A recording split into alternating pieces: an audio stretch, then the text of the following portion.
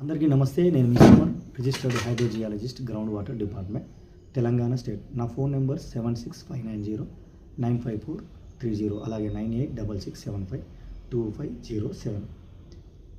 Geology అంటే scientific study of the earth. అంటే భూమి లోపల కానీ భూమి ఉపరితలం మీద కానీ రాళ్ళు, 3 రకాల రాళ్ళు ఉంటాయి. అగ్ని శిలలు, అవక్షేప శిలలు, రూపాంతర శిలలు అంటాం. ఇంగ్లీష్లో igneous rocks, sedimentary rocks and metamorphic racks అంటాం.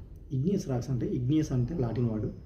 ఇగ్నియస్ అంటే తెలుగులో దానికి అర్థం ఏంటంటే మంట, అంటే అగ్నిపర్వతాలు భూమి లోపల మాంటిల్ నుంచి మ్యాగ్మా బయటికి వచ్చిన తర్వాత, అంటే శిలాద్రవం ఒత్తిడికి లోనైనప్పుడు క్రిస్టల్ ప్లేట్స్ ఏవైనా అవి ఒకదానికొకటి డైవర్జెంట్ కానీ కన్వర్జెంట్ కానీ ట్రాన్స్ఫార్మ్ ప్లాట్స్లా జరుగుతుంటాయి. జరిగినప్పుడు డిస్టర్బెన్స్ జరిగి ఒత్తిడిగా ఉన్న ఆ శిలాద్రవం అనేది బయటికి చొచ్చుకొని వస్తేందుకు ప్రయత్నం చేస్తూ ఉంటుంది.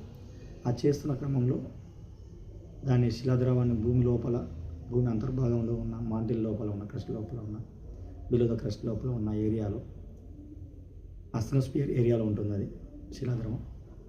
లేదా మన వల్కనోస్ అగ్నిపర్వతం నుండి బయటికి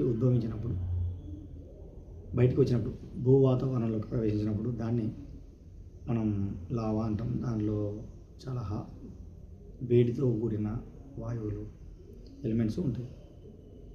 అది ఒక భాగం. అట్లా అవి ఘనీభవనం చేసిన తర్వాత రాళ్ళు ఏర్పడతాయి. అందులో పురాతనమైన రాయిని గ్రనైట్గా చెప్పవచ్చు. దాంట్లో ఎలాంటి జీవం అనేది లేదు, నో ఫాజిల్స్ అనమాట. అయితే ఈ రాళ్ళ నుండి న్యాచురల్ ఏజెన్సీస్ ఏవైతే ఎయిర్, వాటర్, విండ్, గ్రావిటీ ఇలాంటివి ఉన్నాయో అవి శిథిలీకరణకి, అంటే వెదరింగ్ ప్రాసెస్కి లోనైనప్పుడు కుప్పగా ఉన్న రాళ్ళు, న్యాచురల్గా ఉన్న రాళ్ళు విడిపోయి ఎక్కడైతే లోతట్టు ప్రాంతాలు ఉన్నాయో ఆ బేసిన్ లాంటి ఏరియాలలో డిపాజిట్ అయ్యి, స్ట్రీమ్స్లలో డిపాజిట్ అయ్యి కంపాక్షన్ జరిగి సిమెంట్లో రాళ్ళు కొన్ని ఎక్కువ దూరం ప్రయాణించిన, ఎక్కడో పుట్టి చాలా దూరం ప్రయాణం చేసి మ్యాట్రిక్స్లో మిక్స్ అయినప్పుడు వాటి ఉపరితలం మీద చాలా సర్ఫేస్ అనేది చాలా స్మూత్గా ఉంటుంది. దాన్ని గ్రేవెక్స్ అంటాము.